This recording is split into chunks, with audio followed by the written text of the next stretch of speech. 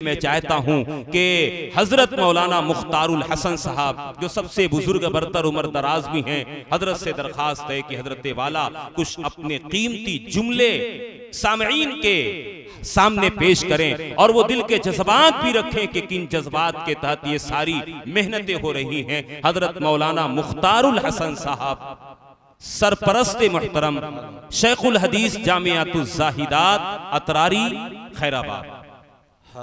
अल्हम्दुलिल्लाहि रब्बिल आलमीन वल आक़िबतु लिल मुत्तक़ीन वस्सलातु वस्सलामु अला सय्यिदिल अंबियाइ वल मुरसलीन व अला आलिहि व सहबिहि व मन इत्तबअ बिसुन्नतिहि व तमस्सक बिहदिहि इला यौमिद्दीन। अम्मा बाद, फ़अऊज़ु बिल्लाहि मिनश शैतानिर रजीम। बिस्मिल्लाहिर रहमानिर रहीम। हुवल्लज़ी बअस फिल उम्मिय्यीन रसूलन मिनहुम यतलू अलैहिम आयातिहि व युज़क्कीहिम व युअल्लिमुहुमुल किताब वल हिकमत व इन कानू मिन क़ब्लु लफ़ी दलालिम मुबीन। सदक़ल्लाहुल अज़ीम। जनाबे सदर साहब और स्टेज पर जलवा अफरोज़ काबिल कदर उलमाए किराम व हुफ़ाज़े किराम और मुअज़्ज़ज़ सामईन और पर्दा नशीन माए और बहनें, मैं आपके सामने बस थोड़ी देर के लिए कुछ बातें अर्ज करने के लिए हाजिर हुआ हूँ। कोई लंबी चौड़ी न मुझे तकरीर आती है न मैं यहाँ पे तकरीर करूँगा। असल प्रोग्राम जिसका एक हिस्सा आपके सामने आ चुका, नन्हे मुनन्हे बच्चों ने किस तरह से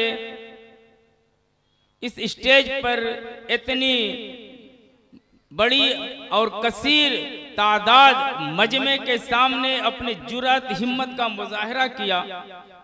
और इसके बाद एक प्रोग्राम जो असल प्रोग्राम मुसाबक़े हिफ्ज़े कुरान करीम, तो मैं इस प्रोग्राम के और आपके दरमियान ज़्यादा देर हायल नहीं रहूँगा। कबाब में हड्डी बनना बेहतर नहीं है। ये हमारा दूसरा सालाना प्रोग्राम जो मकातबे कुरानिया मोहम्मदाबाद गोहना की तरफ से हो रहा है, जिसकी तफसील नादिमे इजलास की ज़बानी भी आपने गोशगुजार किया और सदर मोहतरम ने भी उससे मुतल्लिक बातें रखी कि ये मकातबे इस्लामिया जो यहाँ पे कायम हुआ है और अल्हम्दुलिल्लाह मोहम्मदाबाद के 6 मसाजिद में ये दर्स हो रहा है और उनके साज़ा के नामों की तफसील भी आपके सामने रख दी गई। बस एक बात मुझे अर्ज करनी है कि ये मकातिबे कुरानिया जो इन मसाजिद में कायम है, जिसके लिए बड़ी मेहनतें हो रही हैं, मकसद इसका बस एक ही है कि हमारे बच्चों का, हमारे नस्लों का कुरान पढ़ना दुरुस्त हो जाए। हमने तो जैसा कुरान दुरुस्त करना चाहिए था नहीं किया, जैसे चाहा वैसे ही पढ़ते रहे, मनमानी के रात करते रहे, मजहूल के रात करते रहे। लेकिन कम से कम जब अब वसाइल इस वक्त हमारे सामने मौजूद हैं और उसके लिए आसानियां हैं, कुर्रा हैं, तो अब वक्त आ चुका है कि हम कुरान की तिलावत जो मतलूब है वो अपने बच्चों को सिखाएं। और उसका यही तरीका हमारे अकाबरीन ने राइज किया, नूरानी कायदा। इसके रोशनी में, इसके कवायद ज़वाबित के रोशनी में हमारे कुरान पढ़ने और तिलावत करने का सही ढंग आता है। तो मकसद यही है कि कुरान की तिलावत का जो हक है, जैसे तिलावत मतलूब है वैसे हमारे बच्चे तिलावत करने लगे। वो तिलावत जो रसूलुल्लाह सल्लल्लाहु अलैहि वसल्लम ने सहाबा किराम को सिखाई, बल्कि ये कह लिए कि अल्लाह ताला ने अपने हबीब मोहम्मद अरबी सल्लल्लाहु अलैहि वसल्लम को जिस तरह कुरान पढ़ना सिखाया, अल्लाह ने रसूलुल्लाह सल्लल्लाहु अलैहि वसल्लम पर कुरान उतारा तो क्या है, पढ़ने का ढंग भी बतलाया। फैदा करा ना हो फत्तबे कुरान, जब हम पढ़ें, मुराद हमारा नुमाइंदा हजरत जिब्रील जब पढ़े तो आप पर अल्लाह की तरफ से कुरान पढ़ा गया कि कुरान ऐसे पढ़ना है, और फिर आपने सहाबा किराम को उसी अंदाज से कुरान पढ़ना सिखाया।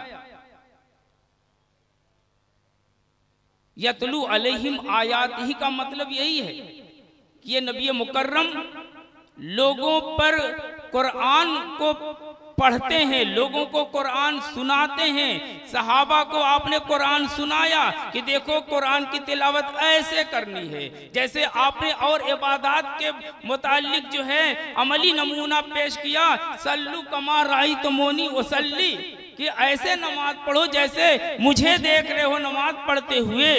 तो तिलावत भी ऐसे ही करनी है जैसे मुझे तिलावत करते हुए देख रहे हो।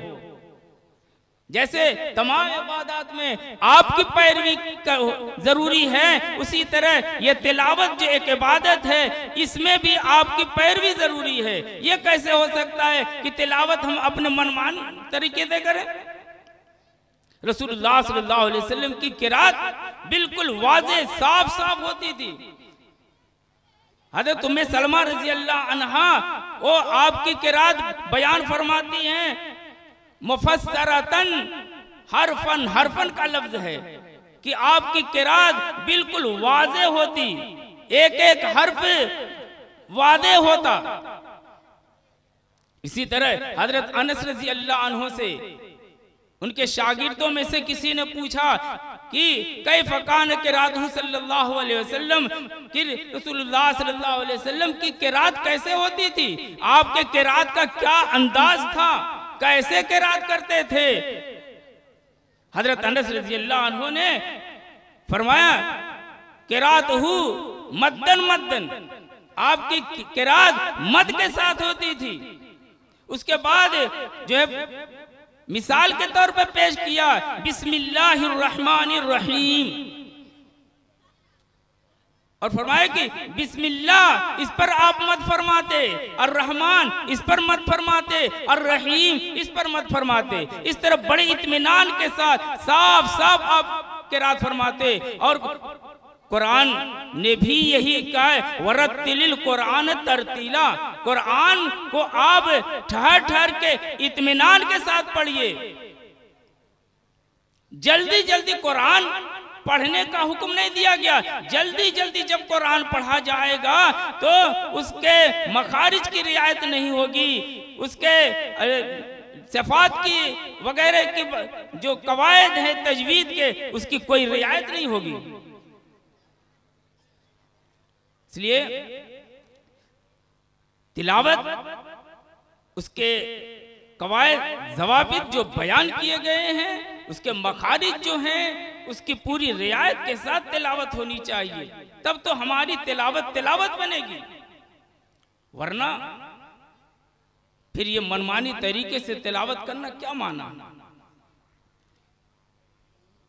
इसलिए ये जो नूरानी कायदा है इसी मकसद से है कि हमारे बच्चे साफ साफ इत्मीनान के साथ कुरान की तिलावत करें। हजरत अब्दुल्ला इब्न मसूद रज़ी अल्लाह अन्हु के यहाँ एक आदमी, एक साहब आए और उन्होंने कहा कि रात मैंने एक रकात में मुफस्सलात को पढ़ लिया। उन्होंने कहा हज़्ज़न का हज़्ज़ी शेर, शेर के जल्दी जल्दी याद करने की तरफ पढ़ लिए होगे। नागवारी का इज़हार फरमाया कि ये कैसे, सूरह हुजरात से लेके आखिर कुरान तक एक रकात में कैसे जल्दी से पढ़ लिया। नागवारी का इज़हार फरमाया। कि कुरान ऐसे नहीं पढ़ा जाता है, तेजी कुरान में नहीं होनी चाहिए, जल्दी जल्दी कुरान नहीं पढ़ा जाता है। और एक आयत है, व कुरानन फरक़नाहु लितक़रअहु अलन्नास अला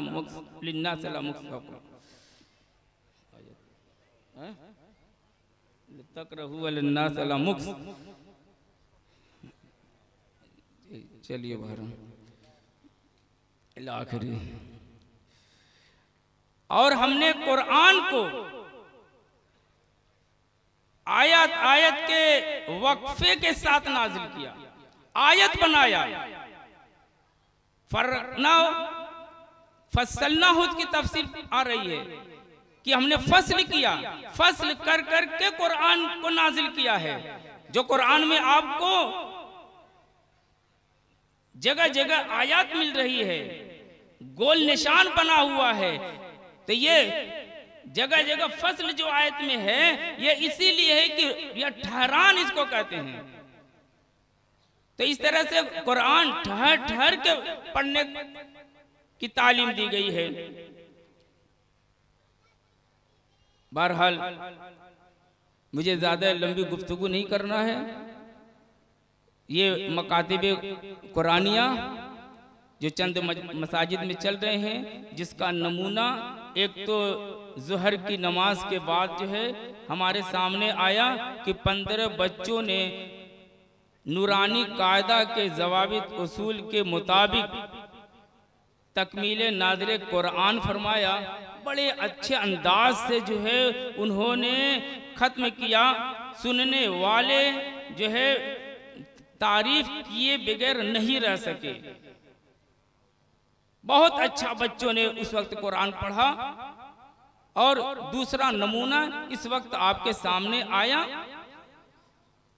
कि बच्चों को कुरान के साथ साथ उनको अकायद की भी तालीम दी जा रही है, जो वक्त की एक अहम ज़रूरत है कि अगर हमारे बच्चों के ये अकीदे दुरुस्त नहीं रहे तो आगे चलकर ये इर्तिदाद की हवा में उड़ सकते हैं।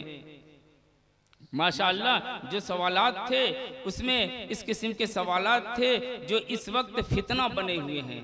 इमाम महदी और हजरत ईसा अलैहिस्सलाम, इस किस्म की बातें जो अलामत क़यामत से मुतल्लिक हैं, ईसा अलैहिस्सलाम का जिंदा आसमान पर उठाया जाना, फिर कुर्ब क़यामत में उनका नुज़ूल वगैरह, ये इस वक्त इन अकायद पर जो हमले हो रहे हैं और झूठे मुद्दयान नबूवत इस वक्त जाहिर हैं, बैठे हुए हैं। कोई अपने आप को ईसा मसीह का दावा कर रहा है, कोई महदवियत का दावा कर रहा है, वगैरह वगैरह।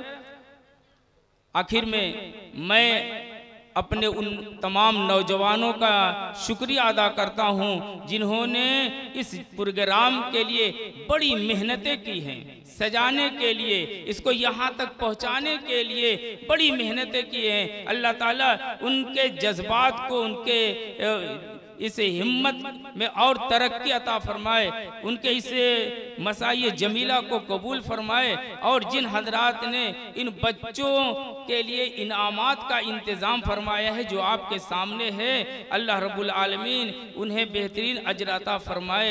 अल्लाह रब्बुल आलमीन हम सब को कुरान करीम जो हिदायत का जरिया बने। वाखिरुद्दअवाना अल्हम्दुलिल्लाह। आमीन। जज़ाकुमुल्लाहु अहसनल जज़ा। हज़रत की इन कीमती बातों पे अल्लाह तबारक व तआला हम सबको अमल पैरा होने की तौफीक मरहमत फरमाए।